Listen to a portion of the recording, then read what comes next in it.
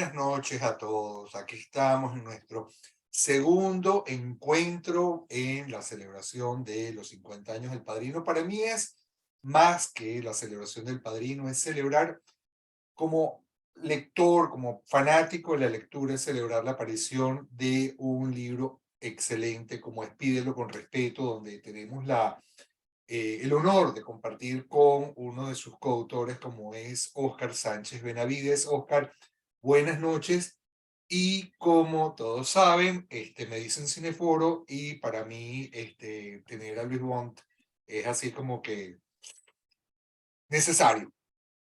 Así que bienvenido Luis, bienvenido Óscar, bienvenidos todos a este segundo encuentro de la celebración de los 50 años del Padrino. Y antes de darle la palabra a nuestros dos compañeros, quiero leer de un sitio que se llama Sensa Cine, una, una crítica, parte de una crítica que escribió David Filme, se firma así, y que dice, en definitiva, refiriéndose al Padrino 2, esto para mí es cine con mayúsculas. Nada, absolutamente nada falla en esta película. Algo que no sé si he vuelto a ver en algún otro film. Hay películas que me han marcado más a nivel emocional o que tengo más cariño, por el motivo que sea, pero como ejercicio cinematográfico no se puede comparar con prácticamente nada.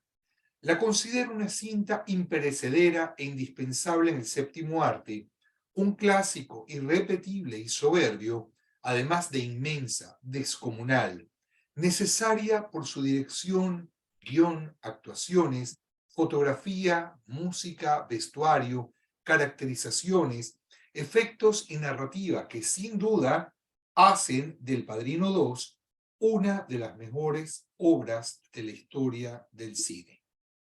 Y como aquí está nuestro experto en cine, Luis Bont, maestro, ¿qué piensa usted de esta crítica? Bueno, primero que nada, gracias Johnny por la invitación. Un placer poder estar aquí contigo, con Oscar, a hablar de, para mí, una de las grandes películas que sin lugar a dudas se han hecho. Hay tanto, a pesar del tiempo que ha pasado para hablar del Padrino, que estoy intentando ver como por dónde arrancamos. Primero porque lo que sucede en El Padrino es que nosotros, cuando la revisitamos con los ojos de la modernidad, comenzamos a ver cosas que están en muchos otros lados. Cuando aparece El Padrino, ya ese cine de gángster, de mafiosos, venía como, no vamos a decir en decadencia, pero no era lo que estaba de moda, y El Padrino revivificó por completo este género. Y hoy en día, cuando tú te acercas a cosas que además pueden ser completamente distantes, como puede ser, por ejemplo, Breaking Bad, o como pudiese ser Peaky Blinders, Ozark, tú te das cuenta que el sustrato de todo esto es El Padrino. O sea, sin lugar a dudas, es El Padrino. Eh, la primera película del Padrino es impecable. Son de estas películas que tú dices, es redondita, no puede hacerse algo mejor. Y la segunda la supera. Y yo creo que todos los críticos de cine y todos los realizadores coincidimos en que, bueno, si la primera película es un 10, esta película es un 11 estrellita mención publicación. Además que es una película que si nosotros la vemos en el papel, y yo aquí ya hablo como guionista, sería tal vez muy difícil hacer que funcione, porque estás contando dos historias que suceden en paralelo, es una película larga de 3 horas, 20 y pico, 3 horas, casi 3 horas y media, que no se hace larga, ¿ok? Igual que la primera del Padrino, pasa volando y el tiempo ha sido muy benevolente con ella porque de verdad todavía te engancha. Y nosotros lo que estamos asistiendo en esta segunda entrega es a profundizar con personajes que ya habíamos conocido en la primera. Aquí nosotros vamos a conocer cómo se formó Vito Corleone y cómo Michael, que ahora asume el poder como el nuevo padrino, bueno, la primera terminó con eso, pero ya aquí está establecido qué es lo que él va a hacer. Y este relato en paralelo, como en espejos, nos permite ver cómo uno, y esto es algo que estamos hablando antes de arrancar aquí en la ponencia, como uno, entre comillas, y entre comillas, subrayado, cursiva, paréntesis, es una suerte de líder positivo dentro de una comunidad. O sea, se preocupa por la familia, quiere de alguna manera honrar la palabra, hacer el bien, siempre y cuando no te metas con él, claro está, versus cómo Michael va perdiendo su humanidad de manera progresiva. Cosa que me parece también fascinante porque recordemos que Michael, él no quería nada, no quería ver con su familia, él no quería ser mafioso. De hecho, en la primera entrega nosotros lo vemos llegando de la guerra, es un héroe condecorado, y bueno, ya al final de la segunda, que yo creo que es como el golpe en el hígado, ese final majestuoso donde descubres cómo el hermano que él termina matando fue el único que le dijo, oye, qué chévere que decide salir de esto. Ocurre aquella cosa espantosa de cómo esa sombra se termina transformando en destino.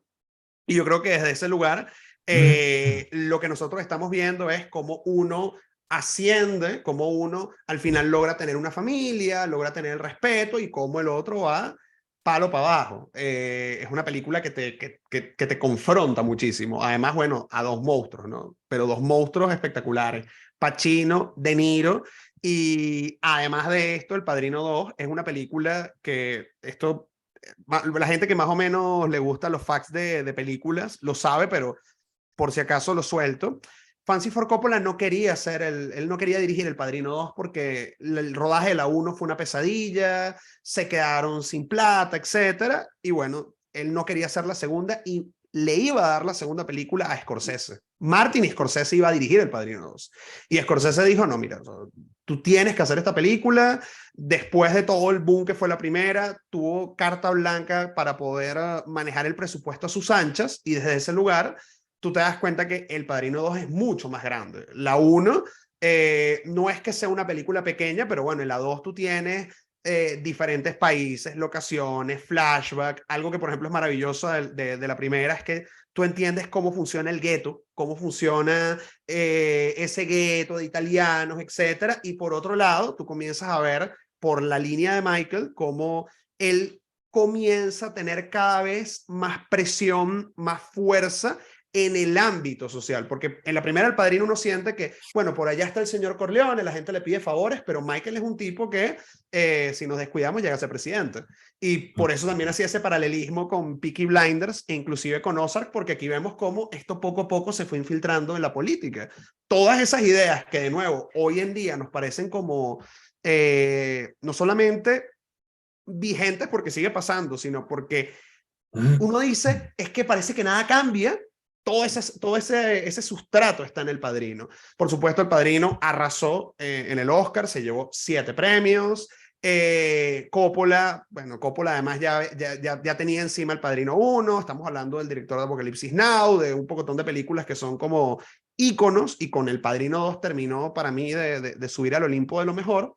Y por otro lado, como para ir cerrando y pasarle la pelota a Oscar, nosotros vemos en El Padrino 2 una película muy, pero muy arriesgada, que tal vez en el papel ha podido no ser tan buena como la primera y la supera. Y eso es algo rarísimo, eso es algo que no sucede. Yo creo que de las pocas secuelas donde tú dices, oye, la 2 superó la primera, no sé, Terminator 2, definitivamente mejor que la 1, maravillosa. Y Kung Fu Panda 2, ¿cómo entrenar a tu dragón 2? O sea, creo que hasta ahí. De verdad es maravillosa y es una película que no le pasa el tiempo. Yo hice la tarea de repetirme la primera y estaba a mitad de la segunda antes de arrancar esta charla, y de verdad es increíble, no le pasa el tiempo, no le pasa el tiempo. Gracias, Luis. Oscar, voy a apelar a ti desde una figura que como profesor universitario a mí me hace falta aquí en mi país, que creo que cada día tienden a desaparecer más los antropólogos y cada día se hacen más necesarios. Así que siempre haré alusión a ti como mi amigo el antropólogo. Bien, Cuéntame, ¿qué muchas tienes, gracias. ¿no? ¿Qué tienes que decirnos como autor de Pídelo con Respeto, Mm. como estudioso del Padrino, como antropólogo? Bien, Johnny, muchas gracias por por la invitación. Luis, mucho gusto en conocerte y en compartir este espacio de diálogo aquí para enriquecernos con toda esta visita que tenemos, 46 personas más o menos. Un gusto, buenas noches, bienvenidos a cada uno, cada una de ustedes. Bien, apelando a este enfoque que haces de, bueno, cómo un antropólogo puede ver esta película, cómo desde Pielo, con respeto, el libro que hemos hecho, ¿no? A propósito de estos 50 años del Padrino, y que suscribo varias de las ideas y expresiones que ha mencionado Luis, ¿no? Es una película que su segunda parte, y la volví a ver este fin de semana pasado, de verdad que sorprende, y le gana a la primera. Estaba pensando si Superman 2 también no podría ser una segunda, una buena secuela también, Sí, sí, como sí. supera la primera, ¿no? Pero un aspecto a destacar cinematográficamente, me meto ahí un poco al terreno de Luis, que seguramente nos va a dar más detalles, pero que da pie también a ese otro aspecto antropológico, es como, y creo que la figura que te acompaña, Johnny, ahí detrás justamente, es la de el Vito Corleone de Little Italy en Nueva York. ¿No? Estamos viendo un Michael Corleone que está preocupado porque lo han querido matar, está preocupado porque en su casa lo han ametrallado, y de pronto empieza a recordar, y Coppola nos mueve hacia principios del siglo XX, ¿no?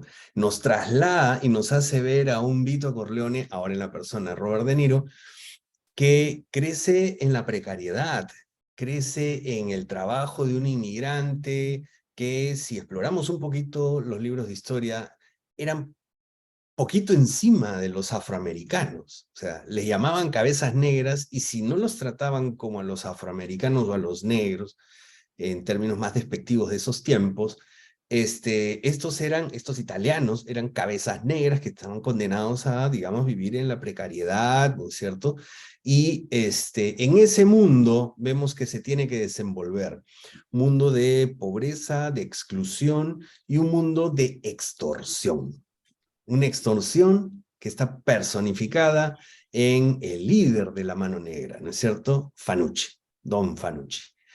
Personaje que también, no solamente por sus portes, la vestimenta, como imagen, empieza a invadir el escenario. Yo creo que eso es un detalle que, Luis, sería bien bonito que nos ayudes, nos comentes, porque Fanucci es el que viste de manera más Sí. notoria, Pomposo, o sea, sí, sí. pomposo. Le besan la mano, ¿no es cierto? Camina con esos aires casi virreinales, ¿no? Y lo que tenemos es un personaje que, por la fuerza bruta, ha logrado esa posición. Ujú. Y de ser un excluido, y además que lucha, que trata de ver cómo sobrevive este Vito Corleone más joven, de pronto tenemos a un Vito Corleone que empieza a analizar cómo se mueven las relaciones sociales, y los antropólogos también hacemos eso. Él empieza astutamente a darse cuenta que si hace un negocio, tiene que pagarle a Fanucci. Si alguien tiene un negocio, tiene que pagarle a Fanucci. Si Fanucci es el que es respetado, admirado y se le besa la mano, es que este señor es el mediador, el que controla los conflictos, ¿no es cierto? El que logra un equilibrio en una sociedad pobre, precarizada, sin la asistencia social, sin la policía haciendo el debido cuidado, etcétera, viviendo en las migajas, digamos, de una economía boyante, creciente, como era el Nueva York de esos años, ¿no? Esa sería una entrada que yo haría, ¿no? Y otro tema de imagen, para dejarle también ahí la pelota a Luis Bond.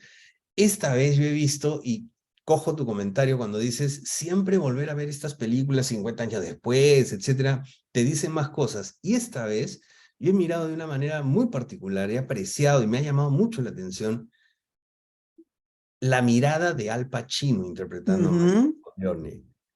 Hay momentos en los que solo hablan sus ojos.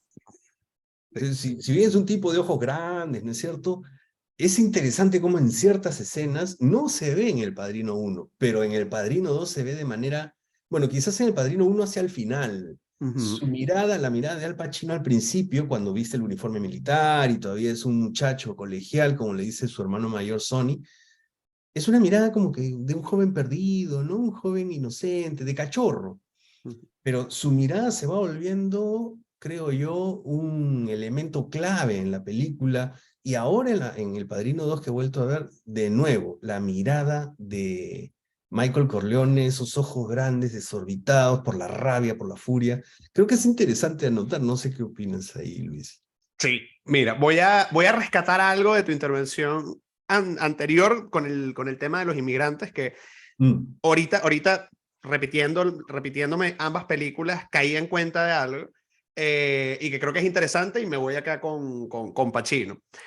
La primera película del Padrino, las primeras mm, frases que se dicen es, yo creo en América. exacto. Y tenemos a este hombre echando el cuento que es inmigrante, que trabaja, que su hija consiguió un novio y le desfiguraron a la hija terriblemente y viene a donde el señor Corleone a Ya, pedir ayuda.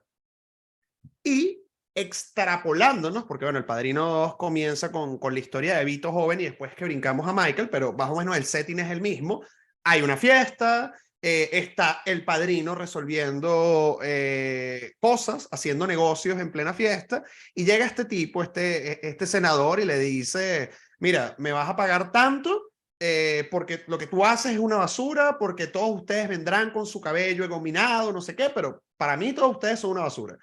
Ya de entrada, y además Pacino con su mirada, no dice nada, no dice nada, no dice nada, y lo que dice es, ahora tú me vas a pagar la concesión, además de tu parte, ¿no? Como en buen rollo, me vas a pagar la concesión y listo, ni se altera, ni nada, y tú sabes que este señor va a terminar haciendo lo que él quiere que haga, porque el tipo tiene una presencia, y además con la mirada, que esos son de las cosas maravillosas de la 2, tú te das cuenta como como él percibe la traición, como él mm, percibe en quién puede confiar cuando se da cuenta que este habló de más o cambió la historia, todo lo tienes en la mirada. Y en esa mirada, sin necesidad de tal vez un acento musical, sin necesidad ni siquiera de hacer un primerísimo primer plano, solamente un primer plano, un plano medio con esa mirada, tú dices, se dio cuenta y yo sé que algo va a pasar con esto. Yo sé que algo va a pasar con esto. Y esto es maravilloso. Parte también de lo que ayuda a esta segunda entrega es la fotografía de Gordon Willis, que este señor mm, es el maestro de la oscuridad, así es como se le llama mm. para mí, de los grandes directores de fotografía de esa época, junto con Victorio Storaro, por ejemplo. Y cómo esta segunda película se siente muchísimo más oscura que la primera, pero esa oscuridad de Michael está en contraposición a esos colores cálidos al principio con la historia de Vito, y también cómo, a pesar de que, bueno, estamos en las calles, en el gueto, está este personaje vestido de blanco que sobresale, tú te das cuenta como vamos a decir, este contraste entre las calles donde todos se conocen y hay alguna especie de fraternidad y se va construyendo una especie de comunidad y fraternidad en Mm, contraposición a un Michael que está viajando por todos lados, que tiene una vida de millonario, pomposo, como tiene controlado también a los policías, y son este tipo mm, de sutilezas donde me encanta la peli. Cuando arranca la primera, tú ves que los policías están están las apuntando las placas de todos los placas. asistentes, en contraposición a cuando está Michael, que al policía le traen cerveza, le traen comida y el tipo ya está comprado. Tú sabes que Michael está en el siguiente nivel, pero eso solamente acentúa más su soledad. Y esa misma mirada, que si bien es cierto que es penetrante y da miedo, es una mirada muy triste. O sea, Mm, ese final con él sentado, solo, viendo el horizonte, es demoledora, demoledora, mm, demoledora, mm. porque sabes que es un hombre que, aunque ganó, está completamente derrotado. Y eso me parece durísimo. Sí, sí, Una yo pregunta, ahí, Luis. Ajá, sí, dale, dale. sí, yo ahí quería destacar otra escena, otra mirada de Michael Corleone y que se asocia a, digamos, el principio de este fin solo, ¿no? Que has mencionado para la segunda versión de la película. Y es la manera como los ojos de Al Pacino, Michael Corleone, se desorbitan en ese Ujú. bar cuando de pronto escucha al hermano que termina metiendo la pata y diciendo, ah, sí, yo conozco este lugar porque fue Johnny El, Ola el que me trajo, ¿no? Y había dicho el día o los 2 días anteriores, sí, que él no lo no conocía ni conocía nada. Sí. a Johnny Ola. Entonces, el golpe de la traición de pronto hace que se desfigure este tipo y los ojos se desorbitan, pero como que también se entristecen, ¿no? Ujú. Claro, de aquí en adelante este personaje que marca la pauta en El Padrino 2 lo vemos siendo capaz de seguir cometiendo estos crímenes en contra de sus rivales, pero ahora hasta de su hermano, ¿no? Sí. Fíjate Ese, que ahí, Oscar, es justamente en ese punto. Y esto es lo que engancha para la próxima entrega, que sería Padrino 3. ajá, Quiero aprovechar la presencia de Luis, que en este tema de la mitología la maneja, lo domina bastante bien. Porque pienso que de como género, El Padrino avanza del drama gangsteril a la tragedia. Sí. El Padrino 3, y hablaremos. estaré contigo y ya hablaremos. El Padrino 3, aparte me estoy trayendo un italiano de pura cepa para El Padrino 3, para El Padrino, pero es así como que le corre Nápoles y Sicilia por es Tony Cipollone, un experto además en fotografía. Luis, aquí hay algo que va para ustedes dos. En primer lugar, la connotación de tragedia que se empieza a armar, porque el asesinato el fratricidio ya anuncia la tragedia, ya anuncia el fin, ok, el Deus ex machina, o sea, ellos no van a escapar de su propio destino. Ahí está la sombra sirviéndole una alfombra roja. Y por el otro lado, tenemos el concepto de familia. Y Oscar lo ha usado bastante bien. Entonces, me gustaría, Luis, voy a hacerles dos preguntas de una vez. Oscar, sé que tú has estado trabajando para traer a Cultura Mundis el tema bueno, el cual tú eres especialista, el tema de la caracterización de los superhéroes, pero también el tema de la resiliencia, ¿no? De cómo enfrentar las adversidades. Y te preguntaría, a tu juicio, cómo un personaje como Michael, o lo que nos trata de transmitir El Padrino 2, vence las adversidades o suma adversidades, construye un destino a partir de las adversidades. Y Luis, pensando en tu conocimiento en torno a la mitología y conociendo lo que estás preparando ahorita en términos de lo que tiene que ver con una mitología tan hermosa, tan llena de connotaciones trágicas como es la mitología nórdica, todos los mensajes que están en el contenido de las runas, no solamente como oráculos, sino como filosofía de vida. ¿Qué nos puedes decir de la relación padre-hijo? Los que vimos Vikingo, que quedamos tan impactados con el personaje de Loki, por ejemplo, o con todo lo que se manejaba en Vikingos, en Valhalla, en todo este tema, la manera como los arquetipos están allí determinando un valor de personaje en el cine. ¿Qué nos puedes decir de esto? Y luego pasamos a la visión de Oscar en torno a esto. Chévere. Nosotros vamos a ver cómo Vito va a ser esta figura arquetípica del padre. Y cuando hablo de la figura arquetípica del padre, estoy hablando de este señor que pone orden, que pone justicia, que además como un Zeus que establece alianzas, como un Odín, que estaremos hablando de dominantes arquetipales que pueden darse la mano como equivalentes.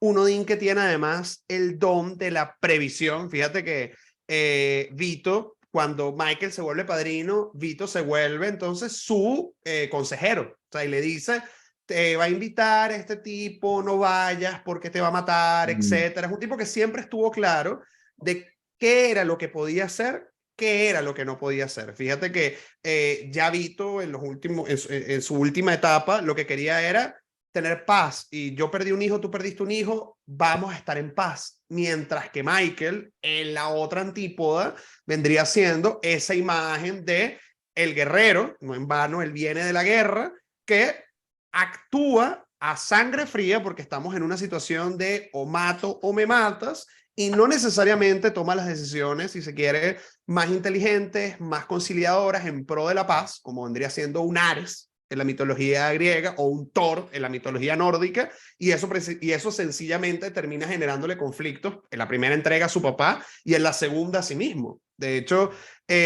siempre se decía que mientras que Atenea iba a la guerra por los bienes que la guerra le iba a traer a la civilización, Ares iba a la guerra sencillamente porque tenía que estar en el campo de batalla, porque esto era lo que lo validaba. Y tú te das cuenta cómo hay un tema de un ego inflado, sobre todo en la segunda, de no me mires así, no me hables así, no me puedes hacer este desplante, mando con mano férrea, en contraposición a cómo ese mando de Don Corleone, de Vito Corleone, fue algo ganado. O sea, cuando en la primera película vienen a hablar con él y le están pidiendo ayuda, él dice, bueno, pero tú nunca quisiste mi amistad, yo lo que quiero, y fíjense que esto también es importante, Michael comercia con dinero, Vito con favores. O sea, yo te voy a ayudar y en algún momento yo te voy a pedir un favor. Eso es todo. Puede, y él lo dice, puede que tal vez nunca te pida el favor, pero cuando te pida el favor, tienes que hacerme el favor. En cambio, Michael no. Lo de Michael es un tema de poder, dinero, poder, dinero, poder, dinero, que evidentemente genera una estructura paranoide que lo va dejando solo, porque todo el mundo quiere mi poder, todo el mundo quiere mi dinero, y yo soy tan reemplazable como toda la gente que yo he ido reemplazando en mi camino. Es una tragedia porque además uno lo ve preconfigurado desde el principio. Desde el principio tú sabes que esto va a ser así.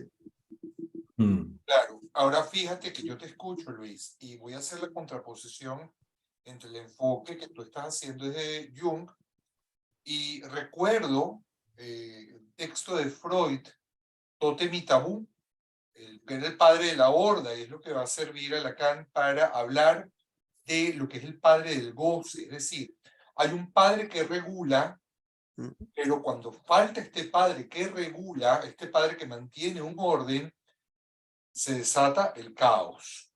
Y me llama la atención a partir de lo que tú acabas de decir, o sea, es el poder por el poder y llevándome por delante lo que me tenga que llevar por delante. Y a sabiendas, aparte dijiste algo que me llama profundamente la atención, a sabiendas de que soy tan reemplazable. ¿Por qué? Porque aquí no hay orden, aquí está en el dominio del más fuerte. El dominio del más fuerte.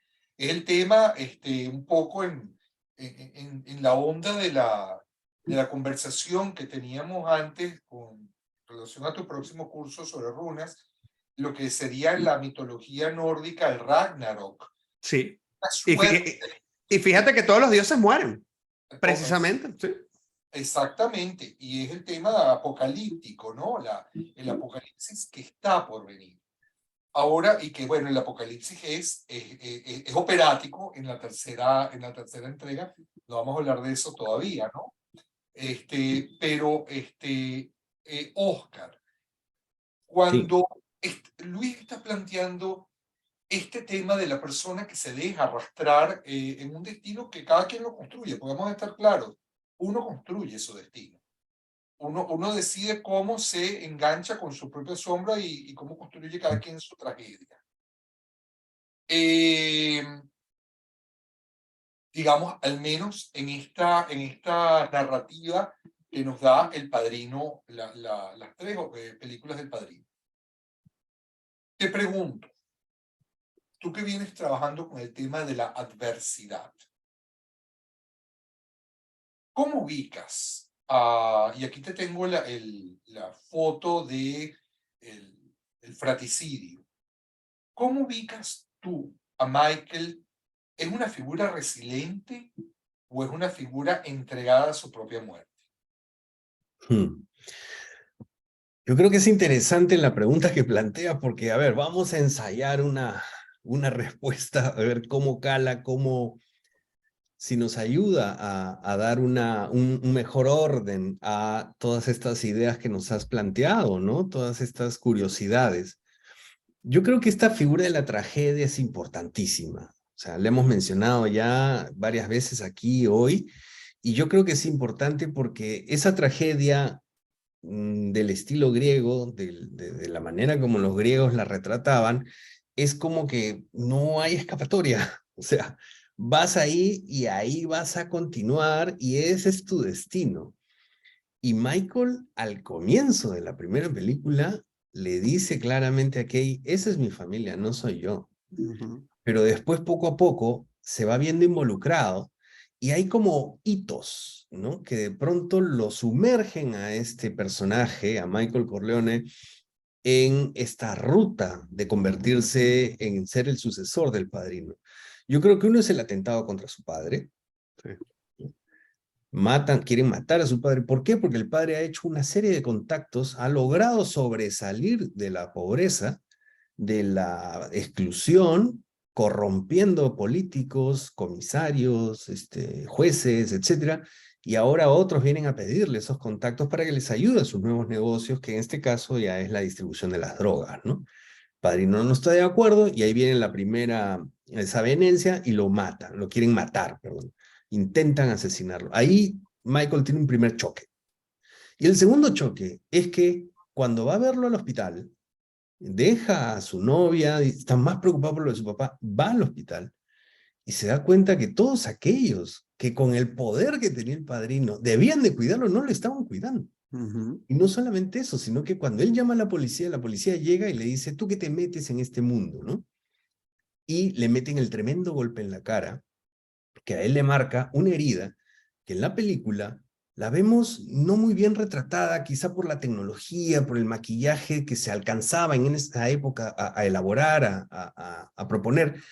Pero según la novela de Mario Puzo, Michael Corleone regresa a Estados Unidos con la cara partida desde el puñetazo que le dio el comisario de Nueva York, ¿no?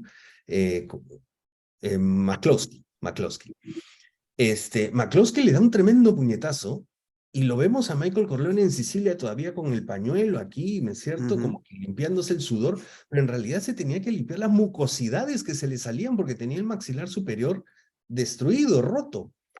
Y no se cura de eso sino hasta que regresa a los Estados Unidos y un doctor, que es un personaje que no sale en la película, pero sí en la novela, el doctor Segal, finalmente lo sana, ¿no? Y luego en la película, en la primera entrega, vemos ya a Michael Corleone en un determinado momento ya sin el pañuelo en la mano.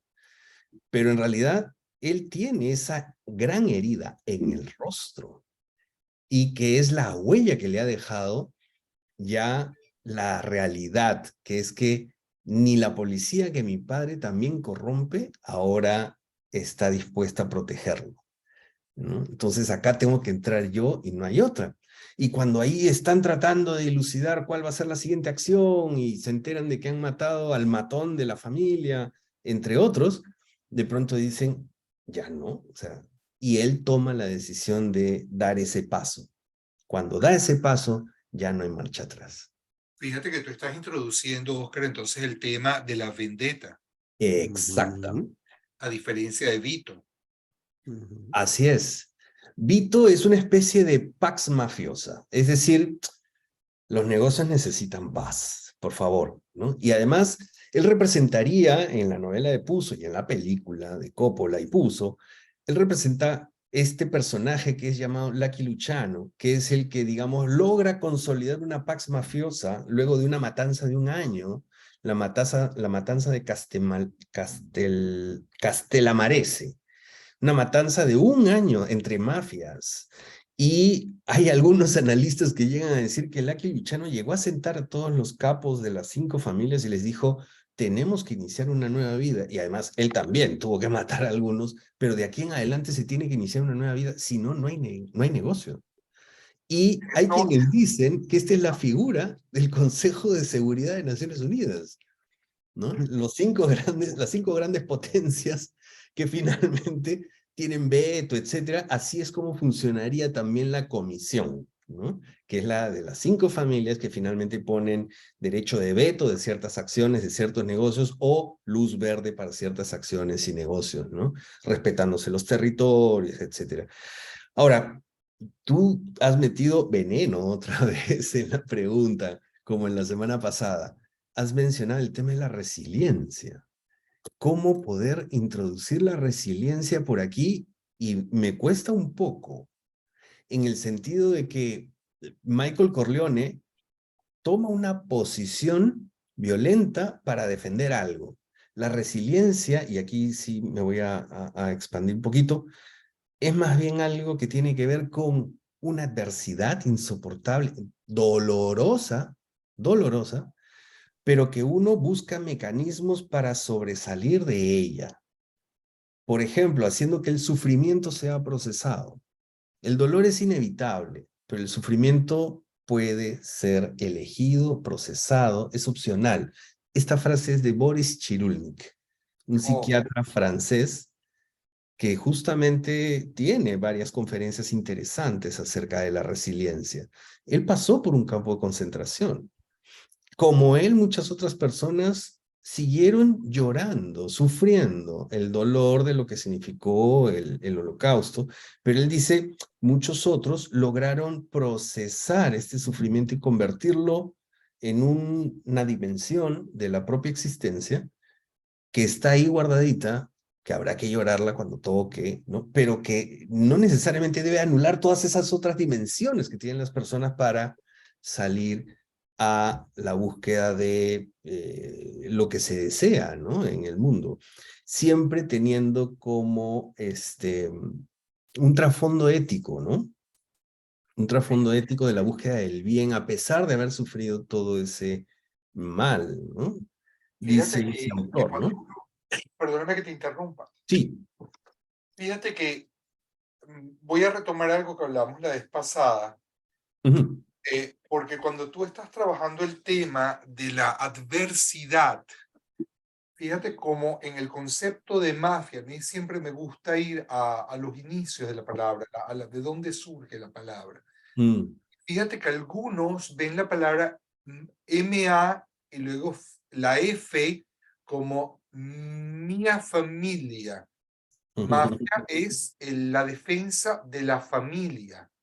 Pero si vamos a un acrónimo que mencionábamos, en el momento en que los sicilianos estaban bajo el poder de la invasión de Francia en el siglo XIII, mm, venía desde entonces lo de morte a la Francia italianela. Lo que siglo XIII no, disculpa, ahorita no ubico el siglo en que surgió esto más o menos, pero lo que me interesa es el acrónimo, morte a la Francia italianela. Este, y me estás hablando de Boris Cyrulnik. mm, Entonces, Luis ha marcado dos formas de hacer con la sombra. Y obviamente, la cuestión está en lo particular de cada quien y su manera de resolver su relación con su sombra. Pero aquí estamos hablando de un tema que toca lo colectivo. Tú no has dejado, Oscar, de hablar de cómo las costumbres de un pueblo o de una comunidad van a donde esta comunidad esté, que esta comunidad va a tratar como un modo de supervivencia, de reeditar las costumbres, los valores, la forma de vivir. Y en este caso de cómo protegerse. Y la manera de protegerse frente a la adversidad es la alianza entre las familias ujú, o desde la guerra. Por ejemplo, con esta recuerdo frente al invasor hay que actuar. Luis, desde la mitología, desde la psicología profunda, está marcando otro punto, está marcando, yo me vinculo desde lo colectivo, pero también desde mi propia sombra. Entonces la pregunta es, en los tiempos que vivimos, donde la sombra está servida para donde volteemos, ¿qué proponen ustedes? ¿Qué nos dice el Padrino en el mundo de hoy, cuando después del Padrino se han hecho cualquier cantidad de versiones de películas de mafiosos? Creo que lo único que logra distanciarse de ellas y presentar un lenguaje distinto es Peaky Blinders.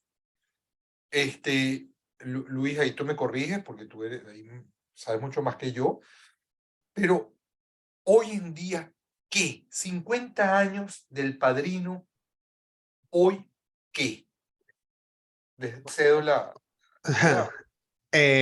Bueno, yo desde un punto de vista narrativo, y bueno, también me aventuraría a decir desde un punto de vista político, por lo menos en este lado del mundo, yo creo que son más los Michaels que los Vito, porque por un lado recordemos que Vito era respetado. Vito vinculaba con su familia. Y Vito dice, la familia es lo más importante y siempre fue consecuente con eso.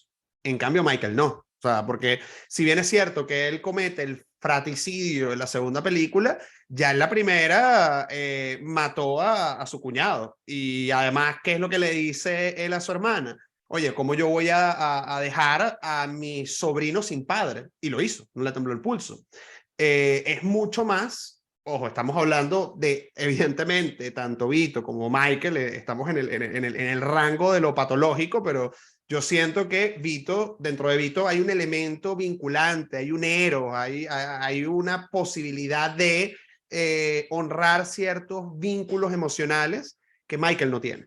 Michael técnicamente es lo que López llamaría un titán, o sea, alguien que tiene esta necesidad de cada vez más y más y más y más poder y me llevo por delante al que me tenga que llevar por delante y es tal cual el poder por el poder, porque al final de cuentas eres el dueño de la ciudad y además los tentáculos, porque recordemos que toda esta historia arrancó en Nueva York, pero esto va a Nebraska, Miami, Las Vegas, etcétera, y tienes todo el poder del mundo, pero ¿a qué costo? Te has cargado a toda tu familia, te has cargado a todas las familias con las que tu padre pactó y esa ONU de la que está hablando Oscar la desmembraste a punta de plomo. O sea, evidentemente aquí no hay una capacidad de estos valores de nuevo, entre comillas, positivos que tenía Vito de, bueno, la palabra, el respeto, la admiración, me preocupo por el otro. Aquí no. Y lo que yo veo en la narrativa y también veo en la modernidad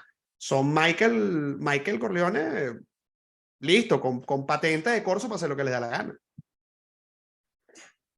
Sí, es interesante, ¿no? Los iba escuchando, iba viendo que en la 1 es el asesinato de Carlo, el hermano de afinidad, ¿no?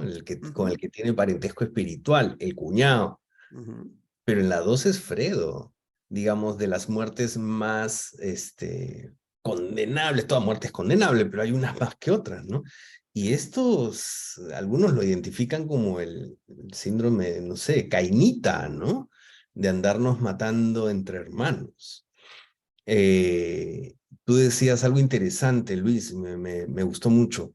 Esta idea de que el mundo está más lleno de Michaels que de Vitos, ¿no?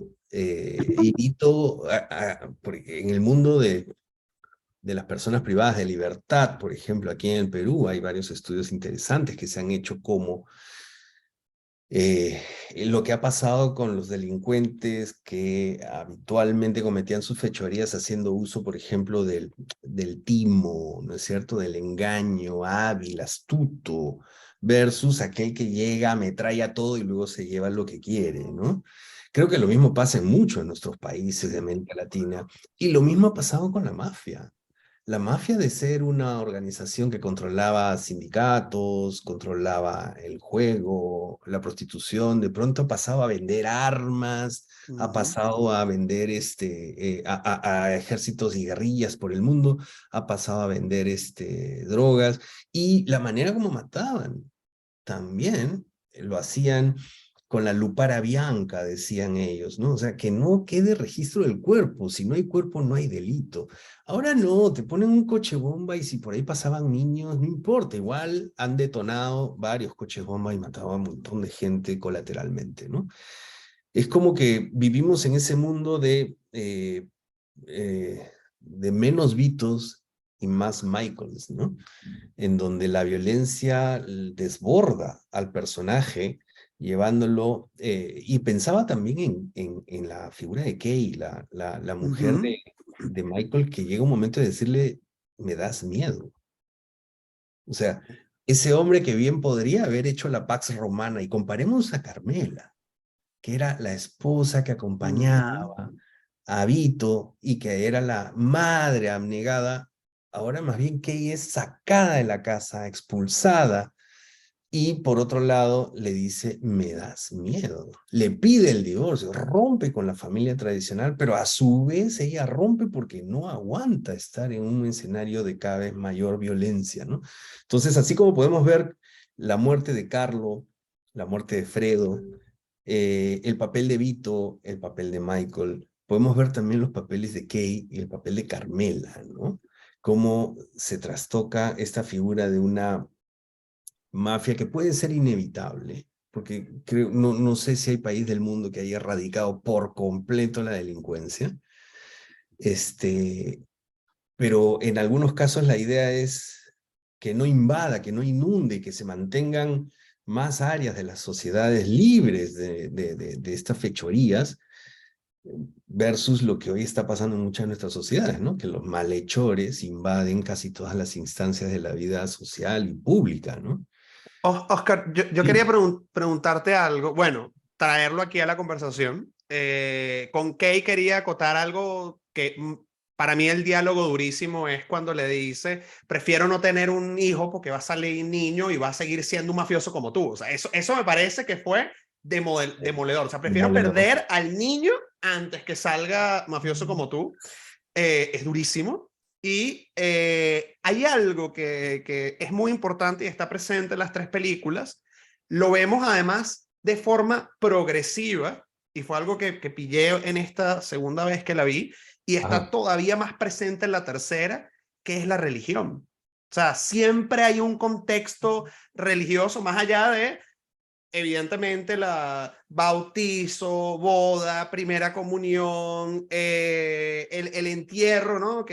Con el que arranca la segunda película, sino también cómo nosotros vemos que Vito de alguna manera tiene un respeto por la religión. Cuando a él le ofrecieron vender drogas, dijo, no, mira, eso no está bien, además utiliza un diálogo maravilloso que dice, bueno, como que los vicios y la prostitución, el juego, eso no está tan condenado como pecado, pero en Claro. cambio la droga sí.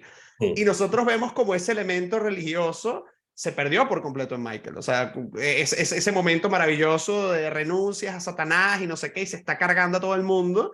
Sí. Y bueno, como también la pérdida de la religión y de esa capacidad de religar, desde el punto de vista Mm. etimológico, ¿no? Esa ligazón con Dios hace que esta gente se vuelva el propio demonio. Sí. Oscar, quiero Adelante, aprovechar Johnny. este tema de los valores que menciona Luis Mm. y algo que tú acabas de tocar y que me parece que es fundamental. Lo femenino en El Padrino. Mm. Y fíjate que quien rompe, quien da otra respuesta frente a la adversidad es lo femenino. Mm. Tenemos, Luis, el encuentro de Ares y Venus, ¿no? Pero antes de tocar allá, porque para allá voy, el, ¿qué me dices tú frente a la adversidad, lo femenino, mi queridísimo Oscar Sánchez Benavides? Eh, el tema de la adversidad es algo que nos puede llenar de desesperanza, ¿no? Justamente la propuesta de la que estamos hablando y conversando es cómo en un mundo en el que cada vez más parece que los extremos de izquierda, de derecha, por poner dos puntos de referencia, pero también podríamos ir a otros terrenos, ¿no es cierto? Parece que estamos moviéndonos en polos muy extremos y cualquiera que desde el medio se levanta recibe balazos de fuego cruzado, ¿no? Pedir diálogo, pedir moderación, parece que es hoy una cuestión, una mala palabra, no sé, hablar o injuriar a alguien, ¿no? Sin embargo, creo que han habido ocasiones en el mundo en donde han habido cosas iguales o peores y de pronto por ahí han aparecido personajes que han dado luz en medio de la oscuridad, ¿no? Entonces, por poner un ejemplo, ¿no? Aquí en el Perú se acaba de descubrir un segundo personaje que estaba depositado ahí en los archivos de la Cancillería peruana. Un segundo personaje que ha sido considerado justo entre las naciones hace una semana o 2 semanas.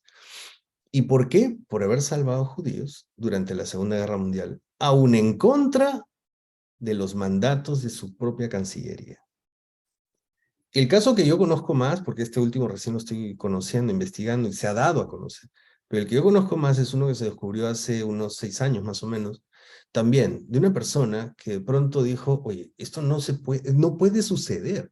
Y a pesar de que sus superiores le decían, no lo hagas, no nos vamos a complicar con Alemania, no nos vamos a meter en esta guerra, igual por lo bajo ayudaron a salvar personas, entregando pasaportes a familias enteras de 40 personas, 50 personas, porque había escasez del medio, del recurso también, ¿no?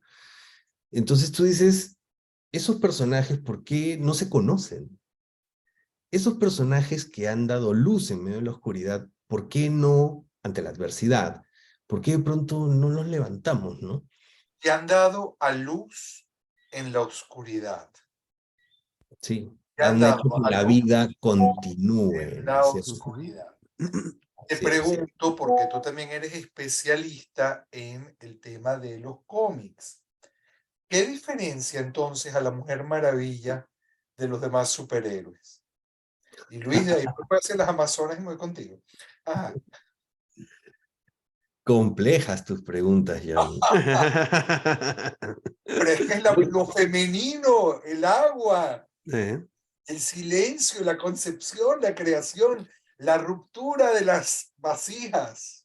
Yo creo que es una dimensión del mundo que no se puede obviar, ¿no?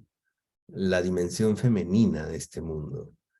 Yo recuerdo hace muchos años trabajé en un colegio que era tradicionalmente de hombres. Yo estudié también en ese colegio educación masculina hasta que hubo un momento en el que dijeron, ya no, o sea, tenemos 125 años, ya, ¿no? Entonces se abrió un debate muy interesante con alumnos, con exalumnos, etcétera, y la conclusión fue abrirse a la otra mitad del mundo. O sea, no se puede, ¿no? O sea, obviar eso. Y en el mundo de los cómics, aterrizando algo que puede parecer más banal, pero yo creo que no necesariamente, No, para nada. no pueden haber solo superhéroes masculinos. Tiene que haber también superheroínas. Además, en nuestros mundos, ¿cuántas han sido las mujeres que han contribuido a dar luz y a luz, como bien ha dicho, y generar espacios, caminos de esperanza frente a la adversidad, por ejemplo, ¿no? Y esto independientemente de cualquier confesión religiosa, ¿no? Gente que inclusive sin ser creyente ha generado luz, ¿no? Ha abierto posibilidades, ¿no? No sé, a ver, le doy la posta ahí a Luis para... Luis, lo femenino en la madrina, ¿qué digo? En el padrino. Bueno, si nos vamos a la definición de lo femenino junguiano, ¿qué es lo femenino? Lo femenino es el ánima, es lo emocional, es además lo intuitivo, es lo que nos conecta a nosotros con nuestra posibilidad de hacer proceso y poder transformar. Lo femenino es lo que contiene, lo femenino es lo indireccional, es lo circular. Y cuando nosotros vemos cómo lo femenino opera en Michael, tú te das cuenta cómo de alguna manera lo contiene, porque cuando Michael llega de la guerra, llega con Kate, y bueno, pareciera que todo aquí está, él está haciendo su vida, él no tiene nada que ver con lo que está pasando con la familia, etcétera. Pero ¿qué es lo que pasa? Cuando sufre Vito el atentado y que él comienza a separarse de Kai, tú te das cuenta como él comienza a perder esa humanidad. Lo mandan para Italia. ¿Y qué pasa en Italia? Conoce a esta otra mujer y yo tengo esta fantasía que si esta mujer no muere, posiblemente él se hubiese quedado en Italia. Él no hubiese vuelto a vengarse. Es cuando ella muere que él rompe para mí, rompe como ese espacio de humanidad.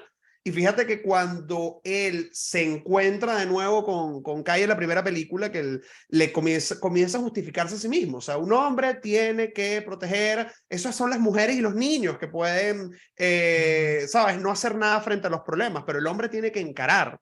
Y ya cuando vamos a la segunda película, tú te das cuenta que la vinculación con ella es básicamente una vinculación de bueno, tú vas a ser la madre de mis hijos y ya, o sea, tú eres una fábrica de bebés, pero ahí no ves que hay un Eros, ahí no hay nada, tal vez al principio cuando están bailando, en un par de momentos, pero hasta ahí, o sea, Kai deja de ser esto que me humaniza para transformarse en alguien más que se me está revelando. Y ahí, ahí sí podemos hablar de cómo frente a su mirada, la mujer deja de ser mujer, deja de ser eso femenino, esa ánima, para transformarse en un ítem más dentro de la lista que tengo que resolver. Punto. Entre más se aleja de lo femenino, peor se pone la cosa. Y fíjate que la última gran tragedia que él vive es la muerte de la madre. Mira, Ajá.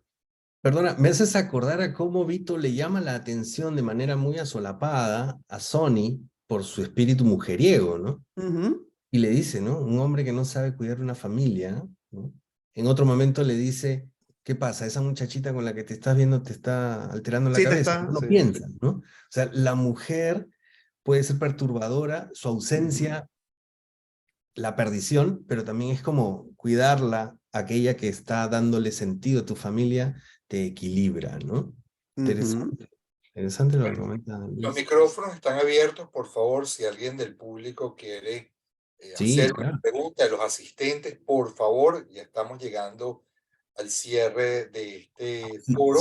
Si me permites, Johnny, yo a propósito de lo que hemos conversado la semana pasada y ahora, yo solamente quisiera mencionar que hay algunos artículos interesantes en el libro de Pídelo con Respeto que pueden complementar estas ideas con las que estamos ahora conversando, ¿no? Por ejemplo, sobre la migración italiana, está el artículo de Francesco Tucci y cómo Italia se convierte en un país que emigra al resto del mundo, ¿no? Para convertirse muy posteriormente en un país receptor de migrantes en la década de los 90, pero antes muchos italianos han poblado el mundo. Hablábamos de religión y hay un artículo interesante sobre cómo los sacramentos católicos están en el Padrino 1, 2 y 3 y asociados a ciertos crímenes, ¿no? Por ejemplo, Padrino 1 está el bautizo, Padrino 2 comienza con la primera comunión y en el Padrino 3 vamos a ver la confesión, ¿no? O el tema de arquetipos que has estado comentando tú, Johnny, y también he visto una pregunta por ahí. Hay temas como arquetipos e imágenes universales de una perspectiva de la teoría de Jung sobre personajes del Padrino, El entre libro, otros, ¿no? por cierto, hay que destacar que en la invitación a este foro están los datos para poder ustedes puedan ver el libro y puedan acceder a él. Yo lo leí, de verdad, me entusiasmé tanto que fue cuando le pedí a Oscar que por favor abriéramos este espacio para toda la comunidad de Cultura Mundis. De verdad que gracias. Y este artículo que tú diste de Tucci es sensacional, Oscar. Sí. Y sobre el caso de la mujer, yo creo que es interesante el artículo de Gloria Tobar sobre la mujer invisible en El Padrino, ¿no? Por En eso la te que... hablaba de la Mujer Maravilla. Sí. Por eso te hablaba de la Mujer Maravilla, precisamente. Bueno, mientras la gente se emociona, se entusiasma, para comentar algo, ya para ir cerrando, Oscar, Luis, ¿qué pueden ustedes dejarnos de este encuentro? Ok. Yo creo que mi reflexión sería, por un lado, ver y de alguna manera, en la medida de lo posible, identificar esos Michael que están por ahí y que muchas veces nosotros no hacemos nada dentro de nuestros espacios y posibilidades para que no sigan tomando el poder. Porque evidentemente esto no es que él llegó, mató a un presidente y se volvió presidente. No, esto es algo que va ocurriendo de forma progresiva y cuántas veces en diferentes áreas, en la política, el trabajo, etcétera, uno ve estos Michael que tú dices, Dios mío, si este señor llega al poder, que Dios nos ha reconfesado. Por ese lado, yo creo que El Padrino es una buena reflexión sobre esos personajes oscuros que nunca van a terminar de saciarse y de devorar todo. Y por otro lado, yo también traería esta última reflexión sobre la importancia de lo femenino, sobre la importancia de la familia, sobre la importancia de lo vinculante para evitar que ese monstruo allá atrás nos coma, ¿no? López al final de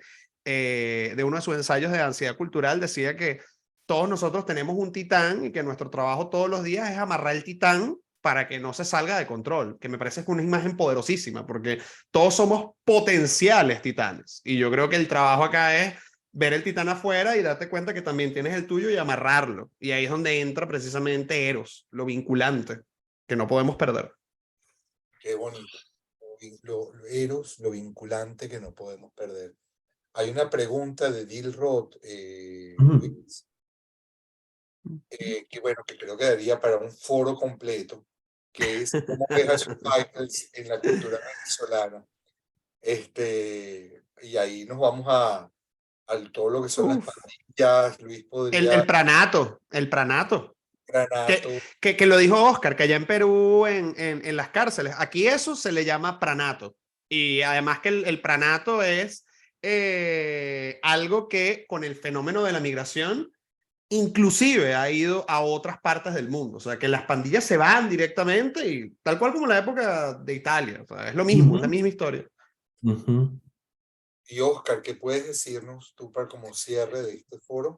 Sí, yo me quedo mucho con este paralelo que ha hecho Luis, ¿no? Y cuántos Michaels y cuántos Vitos, ¿no? Me ha gustado mucho, comparto mucho ese paralelo.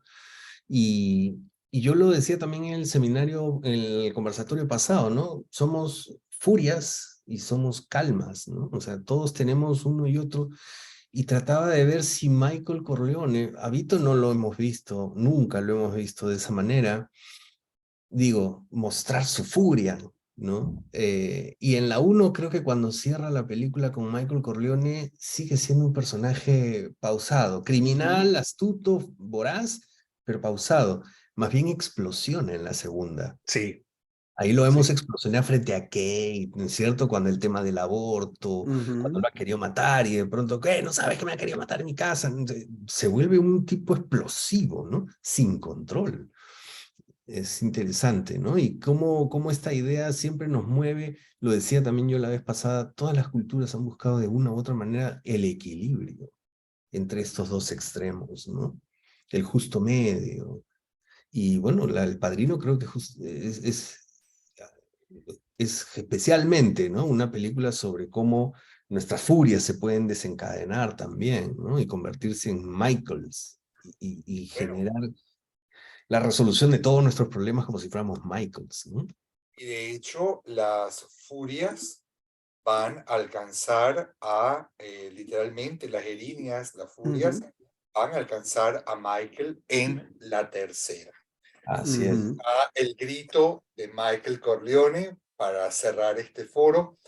Y aprovecho entonces para invitarlos el próximo lunes al cierre de esta trilogía que estamos haciendo en este momento. Y esta semana tenemos mañana a Jorge Álvarez con el arte, la medicina desde el arte. Tenemos a Mario Nassí con un punto que toca esto también, que es el dilema de sentirnos únicos. ¿Por qué hay comunidades que necesitan aferrarse al sentimiento de ser único? Tenemos Ariel Segal, sigue con la pregunta, ¿colapsa la democracia en Estados Unidos? Y el inicio del encuentro en nuestro punto de partida de arte contemporáneo con La Chapelle, Katz, Meret Oppenheim y el recuerdo eterno de Edward Hooper el jueves. Entonces, queridos, síganos por la comunidad Cultura Mundis.